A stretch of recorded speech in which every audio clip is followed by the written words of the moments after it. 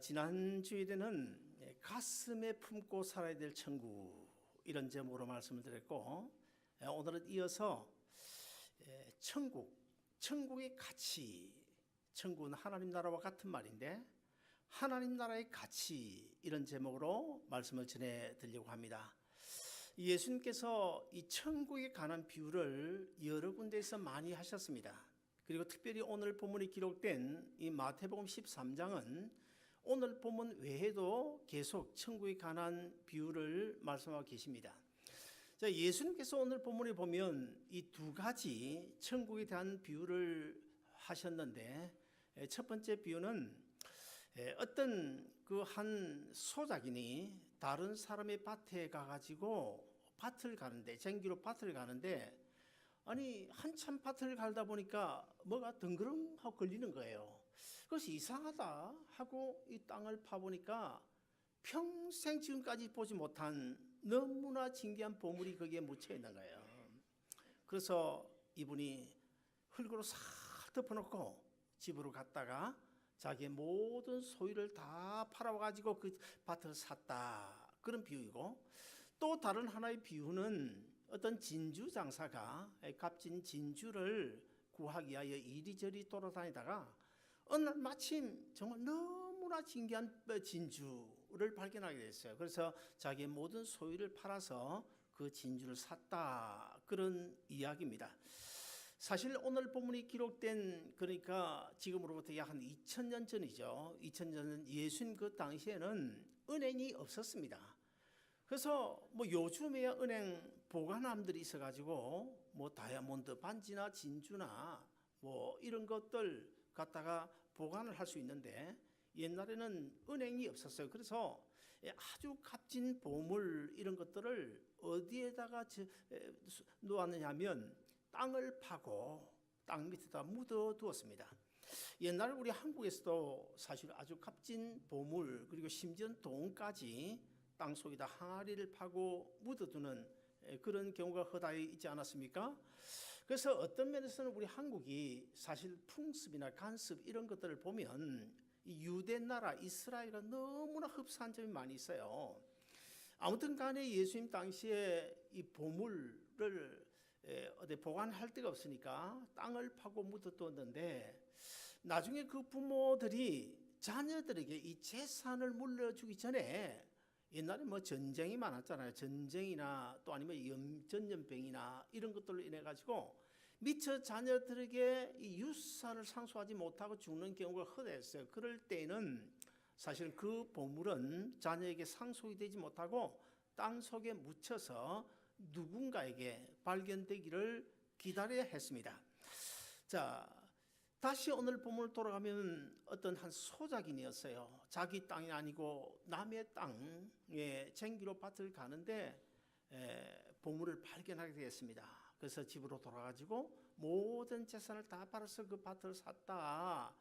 그리고 한 또 어떤 그 진주 장사는 정말 내가 아주 귀한, 이 세상에 제일 귀한 진주를 구해야 되겠다. 그래서 이 동네 저 동네 다니는 중에 어느 날 너무나 값진 진주를 발견하게 된 거예요. 그래서 집으로 돌아가지고 자기의 모든 소유를 팔아가지고 그 진주를 샀다.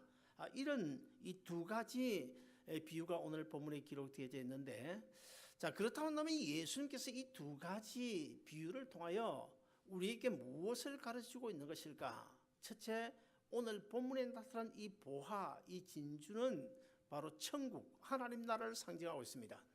그래서 첫째로 이 천국의 가치는 너무너무 귀하다는 것, 너무너무 크다는 사실을 우리에게 가르치고 있고, 그 다음에 두 번째는 2000년이 지난 오늘 이 시대에 이 자리에 계신 저나 여러분이나 아니면 또 이 지상에 있는 많은 성도들로 하여금, 많은 사람들로 하여금 천국이 얼마나 귀하다고 하는 사실을 알고 있는지 못하는지, 그것을 한 번 더 되새겨 주기 위해 가지고 이 본문을 기록했다고 볼 수 있습니다.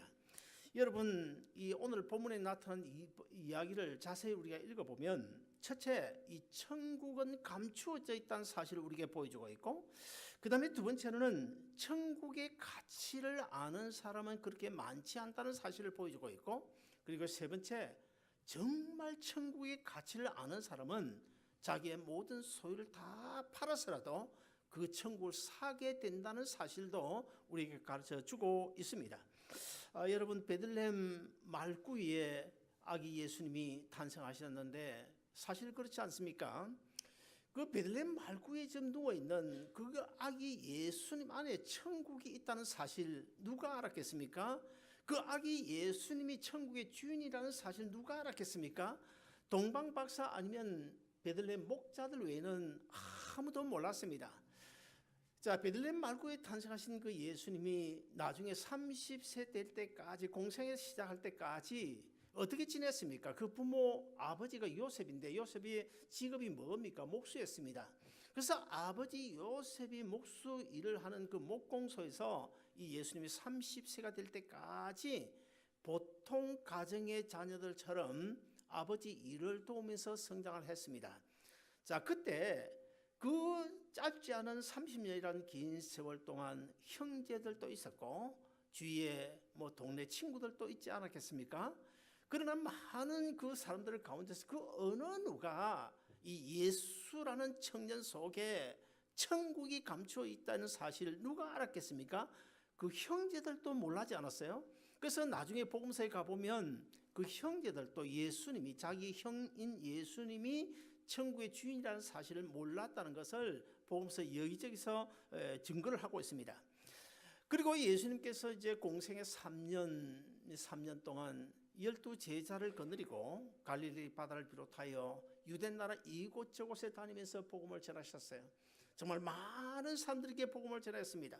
베세다 들판에서는 거의 아이들까지 2만 명, 3만 명이나 되는 많은 사람들이 예수님의 말씀을 듣게 하여 거기에 모였는데, 자, 그 많은 사람들 가운데 예수님께서 전하신 그 말씀 속에 천국이 있다는 사실을 누가 알았습니까? 알지를 못했습니다. 그래서 떡만 얻어먹고 다 예수님 곁을 떠나고 말았어요.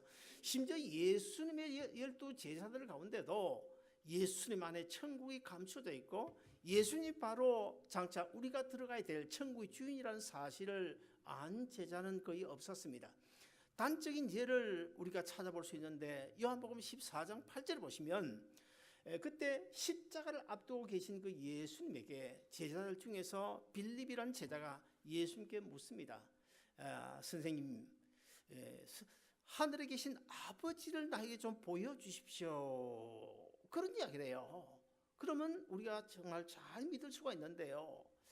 참 예수님이 그 빌립의 그 질문을 받고 아마 내 생각에는 정말 한탄스러웠을 것입니다. 3년 동안 거의 동거동락하면서 살아왔는데 그토록 예수님께서 천국에 관한 비유를 많이 말씀하셨는데 어떻게 지금 이런 질문을 하냐. 그래서 예수님께서 그 빌립에게 뭐라고 그럽니까? 나를 본즉 아버지를 본 것과 같은데 어떻게 나에게 아버지를 보여달라고 하느냐. 참 그러면서 너무너무 마음이 많이 상했을지도 모릅니다. 사랑하는 여러분, 그뿐만이 아닙니다. 오늘 우리도 사실은 이 천국 소망은 가지고 있다고 말은 하지만은 그러나 천국의 가치를 아는 사람은 그렇게 많지 않습니다. 옛날에 제가 젊었을 때 뭐 그렇게 제가 뭐 인류 대학을 나온 것도 아니고 또 돈이 없어 가난하게 살았지만 사실 그래도 제가 젊었을 때는 상당히 그래도 괜찮은 남자였거든요. 그럼에도 불구하고 한 3년 동안을 죽기 살기로 따라다녔음에도 불구하고 퉁퉁 튕기면서 받아주지 않은 어떤 여인이 있었는데 제 가치를 몰라주더라고요. 사람들은 누가 훌륭한지를 몰라요. 어떤 목사가 신실한 목사인지를 몰라요. 어떤 교회가 예수 그리스도의 생명을 품고 있는 교회인지를 모릅니다. 그래서 많은 사람들이 썩고 살아갑니다. 그래서 인생살이에서도 실패하게 되고 진짜를 발견하지 못하고 진실을 발견하지 못하고 참된 사람을 발견하지 못하기 때문에 실패한 인생이 되는 경우가 많이 있습니다. 예수님 못 박은 그 유대인들 한번 보세요. 예수님의 겉모습만 보았잖아요. 예수님의 겉모습을 보면 사실 너무나 형편없죠. 누더기 같은 그런 옷 걸치고 뭐 제자들이라고 하는 게 뭐 배운 사람도 아니고 잘난 사람도 아니고 정말 별 볼 일 없는 그 제자들 몇 명 데리고 갈릴리 바다를 거닐고 다니시는 그 예수님, 사실은 초라하기 짝이 없지 않겠습니까? 그래서 유대인들은 예수님의 겉모습만 보고 예수님 안에 숨겨져 있는 천국을 보지 못했어요. 결국 그러다가 나중에 어떻게 됐습니까? 예수님을 배척하고 십자가에 못 박아 죽이지 않습니까? 오늘날도 예수님의 가치를 모르는 사람 많습니다. 예수 믿으면 우리가 구원 얻고, 예수 믿으면 우리가 영원한 생명 얻고, 예수 믿으면 우리가 영원한 천국에 들어갈 수가 있는데, 예수님의 가치를 모르고 살아가는 사람들, 저는 간혹 문득 그런 생각합니다. 예수님 안에 엄청난 값어치가 있는데 왜 예수를 믿지 않는 것일까? 지난 금요일 저녁에도 제가 이런 설교를 했습니다. 텍사스 주립대학에서 몇 년 전에, 한 12여 년 됐겠죠? 전에 조사를 했더니 예수 잘 믿는 교인이 예수 믿지 않고 살아가는 세상 불신자보다 7년을 더 산다. 그런 조사가 나왔는데, 자, 그럼에도 불구하고 예수 믿지 않는 이유는 뭘까요? 참 예수 믿지 않는 사람들 보면 얼마나 불쌍한지 몰라요. 그들이 예수 믿지 않는 이유가 뭘까요? 그것은 예수님의 가치를 알지 못하기 때문입니다. 마태복음 19장에 보시면 어떤 간은, 그러니까 어떤 청년이라고 소개를 하고 있는데 그 청년은 아주 부자였어요. 그리고 높은 간원이었습니다. 이 부자 청년이 어느 날 예수님을 찾아왔습니다. 예수님을 찾아와서 이렇게 질문합니다. 선생님이여, 내가 어떻게 해야 영생을 얻을 수 있으리까? 그때 예수님께서 뭐라고 대답합니까? 처음에는 네가 돌아가서 율법을 잘 지켜라 그랬어요. 주 너희 하나님을 사랑하고 이웃을 사랑하고 율법을 잘 지켜라. 그때 그 청년이 율법요? 제가 믿는 가정에 태어났어요. 율법은 오늘까지 잘 지켜왔는데요. 그러니까 예수님께서 이런 제안을 하십니다. 그렇다면 내가 집으로 돌아가서 네가 가진 그 재산 있지 않느냐, 그 재산을 다 팔아가지고 가난한 자들에게 주고 와서 나를 쫓아라. 그러면 내가 영생을 얻을 것이다. 그런 예수님의 제안에 대하여 그 청년이 어떤 반응을 보였습니까? 성경에 보면 그 청년이 재물이 많은 고로 근심하여 돌아갔더라. 자, 무슨 말입니까? 그 청년은 이 재물과 예수님을 두고 어느 쪽이 가치가, 예수님이 가치가 있을까, 재물이 가치가 있을까? 재물에다가 가치를 두었습니다.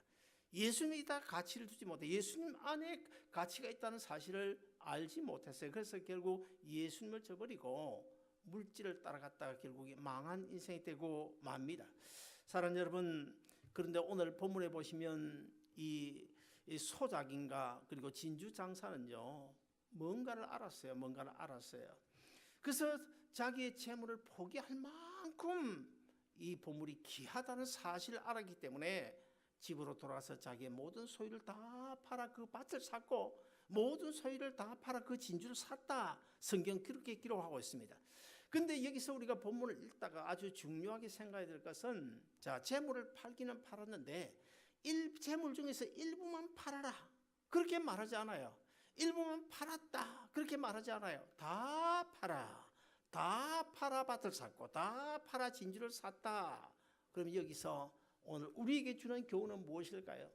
적당하게 신앙생활을 하면 안 된다는 것입니다. 교회와 세상에 한 발씩 걸치고 살면 안 된다는 것입니다. 그렇습니다. 여러분, 성경에 보면 베드로와 안드레의 경우에 예수님을 쫓았는데 어떤 자세로 예수님을 쫓았습니까? 배와 그물을 다 버려두고 예수님을 쫓았습니다. 그리고 야고보, 요한 같은 경우에는요, 한 발짝 더 나가서 배와 그 부모까지도 다 버려두고 예수님을 쫓았다.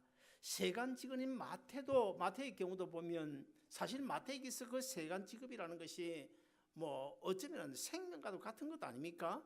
그럼에도 불구하고 예수님 안에 천국이 있다는 사실을 알고, 예수님 안에 영생이 있다는 사실을 알고, 예수님 안에 구원이 있다는 사실을 알고, 예수님 안에 내 살 길이 있다는 사실을 알았기 때문에 그는 세간 직업도 미련 없이 버리고 예수님을 따랐던 것입니다.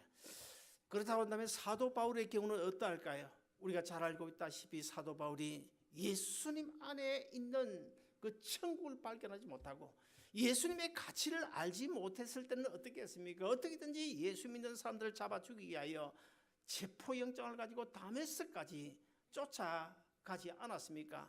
그런 그가 나중에 결국 다메섹 도상에서 부활하신 예수님 만나게 되고, 그 부활하신 예수님 바로 하나님의 아들이시고, 그 부활하신 예수님의 값어치가 바로 내가 모든 인생을 바쳐야 될 만큼 크다는 사실을 알았고, 그 예수님 바로 천국의 주인이고 그 예수님 바로 천국 자신이라는 사실을 우리가 알았기 때문에 사도 바울은 자기가 가진 모든 것을 미련 없이 다 버렸습니다. 그래서 빌립보서 3장에 보시면 사도 바울이 이것도 버리고 저것도 버리고, 사실 그 당시 사도 바울은 쉽게 말하면 로마 시민권 가지고 있는 아주 대단한 사람이었는데, 자기의 그런 자랑거리를 미련 없이 배설물처럼 다 버렸다는 거예요. 왜 버린 것입니까? 근데 빌립보서 3장 8절을 보시면 이렇게 소개하고 있어요. 그래, 예수 그리스도를 아는 지식이 가장 고상한 지식이라는 사실을 알았기 때문이다 그래요. 거기에 보면 예수님을 아는 지식이 그랬어요. 안다.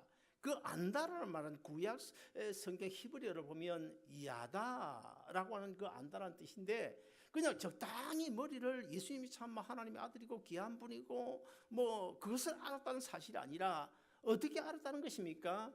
그 안다 야다라는 뜻은요, 히브리어 야다의 뜻은 부부가 이불 밑에서 서로가 서로를 아는 상태, 그것을 이야기합니다.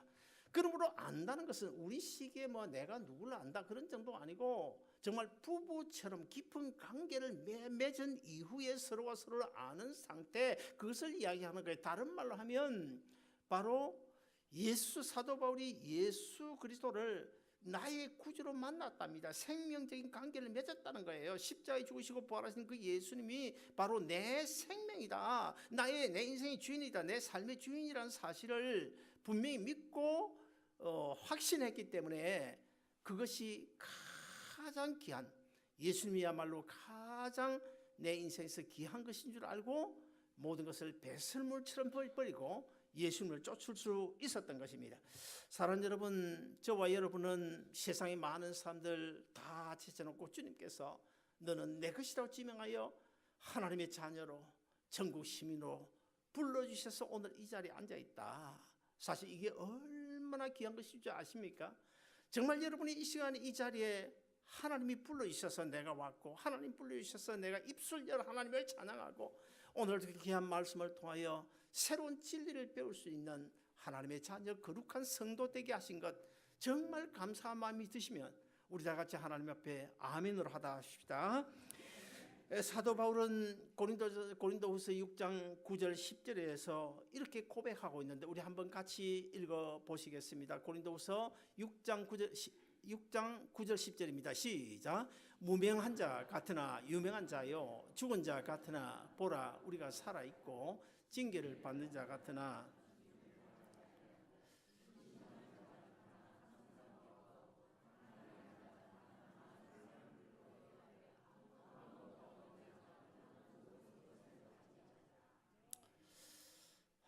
여러분, 제 어머님이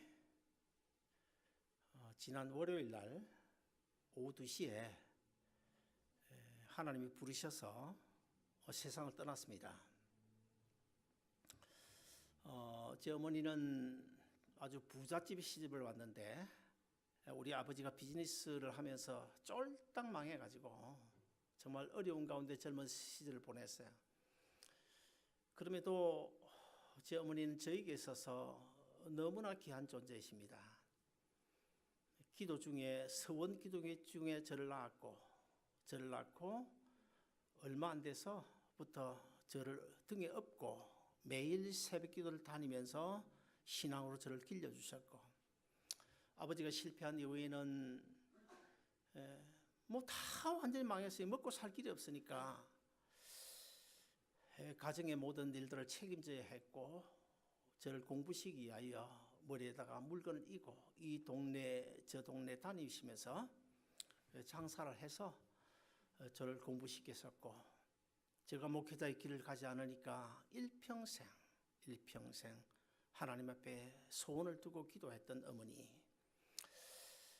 우리 어머니는 제가 지금 가만히 생각해 보면 거짓말이, 저 어머니 거짓말하네, 이런 생각을 가져본 적이 없습니다.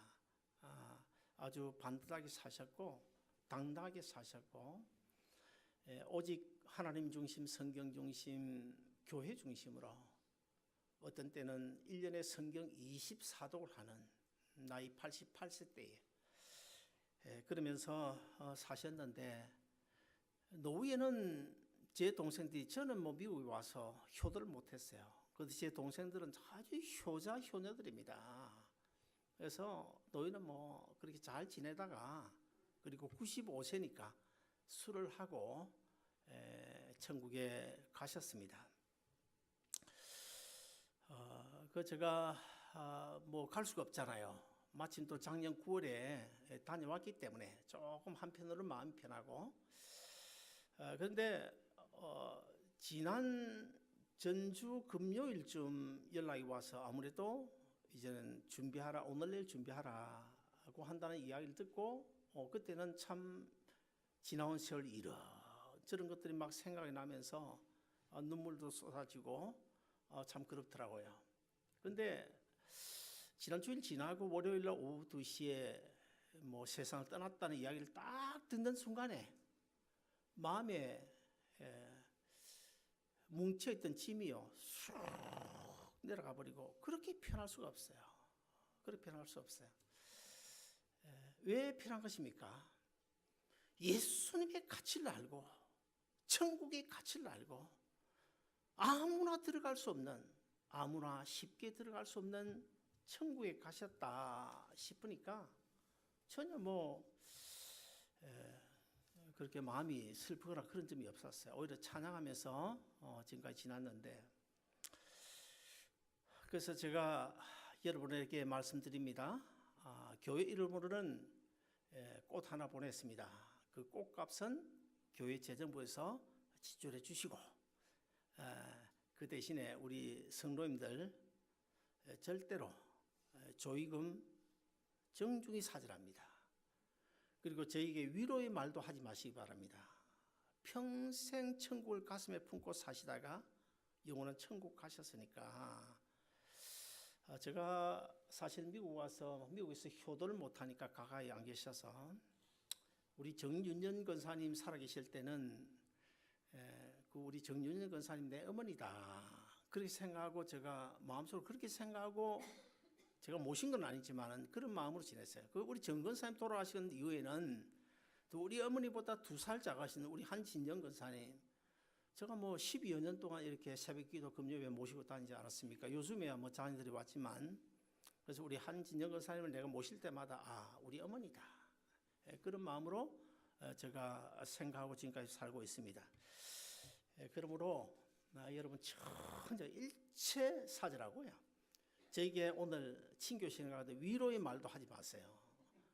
위로의 말도 절대 하지 마시고, 대신에 제가 우리 어머님이 가신 그 하늘나라 천국, 제가 그 하늘을 가는 밝은 길이 찬송을 한 절 하고 싶어요. 제 안에도 오늘 이런 뭐 말이 나올 거 전혀 모르겠어요. 우리 가족들이 딸과 더불어서 아예 모르고 지나가자 그랬어요. 그랬는데 성도들에게 염려 끼치면 안 된다, 모르고 지나가자 그랬는데, 어머니가 돌아가셨는데 거짓말 숨길 수는 없잖아요. 그래서 말씀드리는 건데, 그래서 제가 우리 어머님이 가신 그 하늘나라를 생각하면서 찬송을 하나 부르고 싶어요. 493장 하늘 가는 밝은 길이. 제가 1절 부르고 여러분은 부조 대신에, 위로의 말 대신에 이 찬송을 힘있게 좀 같이 불러주면 참 감사하겠습니다.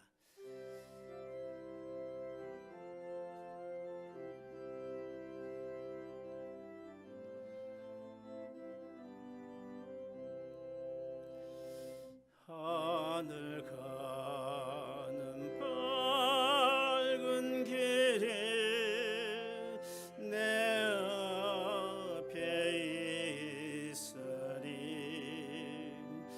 슬픈 이를 많이 보고 늘 고생하여도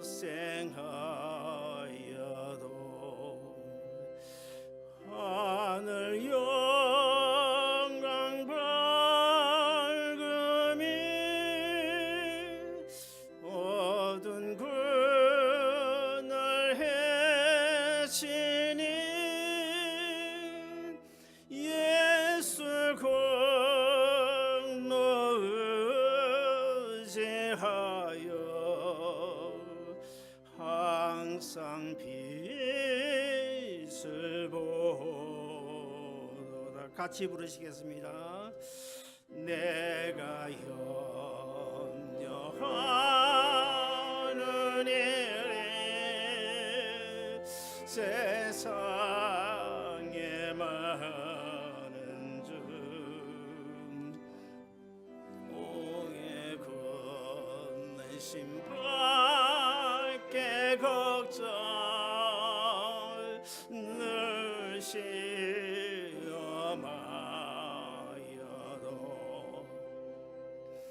예수 보배로운 피 모든 것을 이기리 예수 공로 의지하여 항상 비기리로다. 내가 천성 바라보아 가까이 왔으니 아버지의 영광 집에 나시고 싶도다. 나는 부족하여도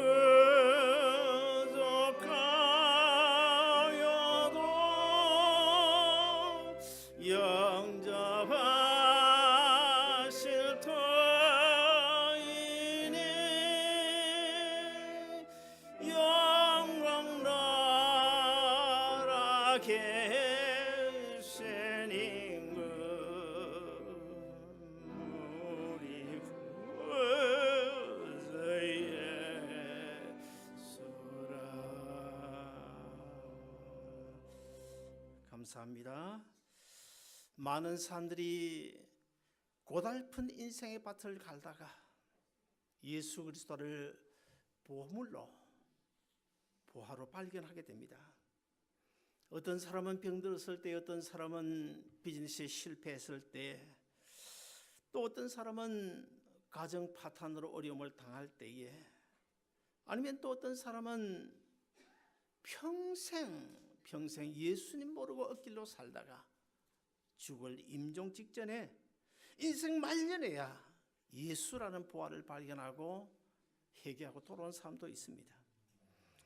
사랑하는 여러분, 우리가 분명히 알아야 될 것은요, 우리가 세상 모든 것 다 가졌다고 해도 예수 없으면 그 사람 거지입니다. 그 사람 망한 인생입니다. 아무리 학박사 학위를 소유하고 공부를 많이 했다고 해도 예수 모르면 그 사람 무식한 사람이에요.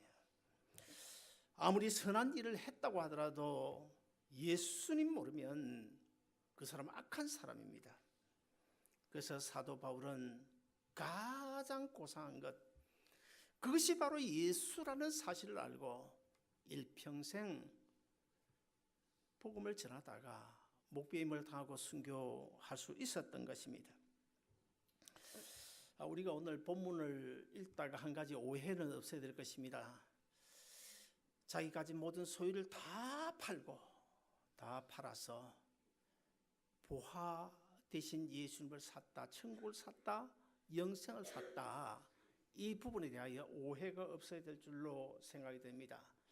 잘못하면 재산을 다 팔아서 예수를 살아, 재산을 다 팔아서 믿음을 살아, 천국을 살아, 그렇게 해석하면 정말 큰일 납니다. 오늘 본문이 다 팔아서 천국을 샀다, 보화를 샀다, 이 말은 너희가 가지고 있는 재산, 비즈니스 다 팔아라, 다 팔고 오직 예수님만 쫓아 신앙생활을, 그런 뜻이 결코 아닙니다. 그건 무슨 뜻일까요? 우리의 인생을 걸 만큼 값어치가 있는 분이 예수님이시라는 거예요. 우리가 인생을 정말 걸고 재산을 모든 재산을 포기할 정도로 우리가 다 팔아도 아깝지 않을 것이 바로 천국이라는 것을 우리에게 가르치고 있습니다. 요즘 신문에 보면 세상 것에 투자했다가 참 어려움 당하고 심지어 자살하는 사람도 많이 있죠. 세상에 대한 인간적인 투자는 실패할 수밖에 없습니다. 저도 옛날에 비즈니스 하면 어느 정도는 좀 크게 했습니다. 30여 년 전에 조급은 450명 거느리고 국내 내수를 60억 하고 수출을 그 당시 200만 불 하고 TV 광고비만 한 달에 1억 5천씩 광고비가 나갈 정도로 큰 비즈니스를 해본 적이 있습니다. 반면 동시에 하나님의 교회를 위해서도 정말 충성하고 헌신을 소홀하지 않았습니다. 근데 세월 지나놓고 지금 와서 보니까 세상 것에 투자했던 것 다 어디론가 바람 따라 세월 따라 날아가 버리고 아무것도 남은 것이 없어요. 그러나 주님의 몸된 교회를 위하여, 주의 나라를 위하여 헌신하고 충성하고 투자했던 것 고스란히 거기에다가 30배, 60배, 100배의 결실이 더 얹어져서 천국의 상급으로 예비되어져 있을 줄로 믿습니다. 하나님 나라와 예수님의 가치를 발견하고 너무 좋아서 자기의 모든 재능과 인생을 주님께 바친 한 사람이 미국 역사에 있습니다. 그는 모태신앙으로 어릴 때부터 부모를 따라서 교회 다니고 신앙생활 잘 했습니다. 그런데 하나님께서 그에게 천부적인 노래 실력을 줬어요. 그래서 교회 가서 어릴 때부터 찬양을 하면 온 교인들이 그냥 박수를 하고 그냥 정말 대단히 칭송을 많이 받는 그런 아이였는데, 이 아이가 청년이 되어져서 세상 노래를 부르기 시작했고 결국에는 세상 친구들 어울리고 세상으로 빠져 교회를 등지고 말았습니다. 정말 잘 나갔습니다, 사람들이 볼 때는. 그런데 어느 날 저녁에 일을 마치고 집으로 돌아오는데 뭔가 마음 한켠에 허전함을 느끼는 거예요. 수많은 박수갈채가 있는데도 불구하고 돈이 넉넉하게 자꾸만 쌓여감에도 불구하고 뭔가 텅 빈 듯한 허전함이 있는 것입니다. 그래서 그날 밤 집에 와가지고 책상에 걸터 앉아 가만히 보니까 저 한쪽 구석에 어릴 때 학생 때 사용했던 그 성경책이 먼지가 하얗게 묻어가지고 저게 놓여져 있는 거예요. 그래서 가서 그 성경책 먼지를 털고 그 성경책을 찾아 읽는데 어느 부분을 읽었는지 그건 자세히 몰라요. 아무튼 성경을 읽는데 그냥 자기도 모르는 사이에 눈물, 콧물, 범벅이 돼가지고 나오면서 하나님 앞에 회개가 되는 것입니다. 하나님께서 나에게 이런 탤런트 주셨는데 내가 그 탤런트 하나님을 위하여 사용해야 되는데 세상 향락에 빠져가지고, 그래서 그날 밤에 정말 눈물로 하나님 앞에 회개하고 그 다음날 어떤 그리스도인 모임에 가서 또 은혜를 받습니다. 은혜를 받고 저녁에 집으로 돌아오다가 저 대단한 결심을 하게 됩니다. 내가 이제부터는 내 남은 인생길 얼마가 될지 모르지만 하나님의 영광을 위하여 하나님 찬양하는 일에 내가 쓰임을 받고 살겠다 다짐하고 결심했습니다. 그리고는 며칠이 지나서 그 어머니의 친구분이 밀러라는 여인인데 이분이 아마 시인인 어떤 것 같아요. 그 어머니 친구인 밀러가 어머니에게 시 한 편을 줬는데 이 어머니가 그 친구로부터 받아온 시를 그 아들에게 내놓으면서 참 이 가사가 너무 좋은데 여기다 곡을 붙여보면 참 좋겠다. 그래서 이 청년이 밤을 새워가지고 거기다가 곡을 붙이는데 기도 중에 기도하면서 곡을 쓰는데 그냥 영혼 깊은 곳에서 그냥 아름다운 멜로디가 터져 나오는 거예요. 그래서 쓴 그 찬송가 바로 우리가 늘 잘 부르고 있는, 제가 교회를 개척하고 지금까지 우리 찬양 가족 찬양대 할 때마다 우리 부부가 부르는 찬송, 다른 거 안 부르고 지금까지 처음부터 끝까지 그것만 부르고 있는데요. 바로 찬송가 94장 주 예수보다도 더 없네, 그 찬송입니다. 여러분, 이 사람이 누구일까요? 이 사람이 그때부터 빌리 그레함 목사님의 동역자가 돼가지고 빌리 그레함 목사님이 가는 곳곳마다, 집회하는 곳곳마다 따라다니면서 94장을 비롯하여 그 외에도 뭐 다수 찬양이 있는데 찬양을 부르면서 얼마나 큰 은혜를 끼쳤는지, 사실은 웬만한 목사가 이 문제가 아니라 이분은 너무나도 전 세계에 걸쳐 많은 기독교 신앙에 영향력을 끼친 사람인데, 이 사람이 바로 조지 베버리 셰어라는 사람입니다. 이 사람이 일평생 빌리 그레함 목사님과 찬양 사역으로 동역을 하다가 하나님의 부르심을 받고 2013년에 세상을 떠났는데, 이분이 여러분 몇 살쯤 살았을까요? 몇 살쯤요? 104세를 살았습니다. 104세. 104세를 사시다가 2013년에 천국을 가셨는데, 사랑 여러분, 이 시간 저는 마지막 결론을 짓습니다. 세상 끝, 우리가 육신을 입고 있으니까 이 땅을 살아가는데 필요한 건 많습니다. 그러나 필요한 건 많지만 필요할 뿐이지 그것이 내 인생에서 가장 귀한 것은 아니라는 사실을 우리가 알고 살아가야 됩니다. 돈도 필요하고 직장도 필요하고 건강도 필요하지만 그건 필요한 것이지 내 인생에 가장 중요한 것은 아니다. 그러면 내 인생에서 가장 중요한 건 뭘까요?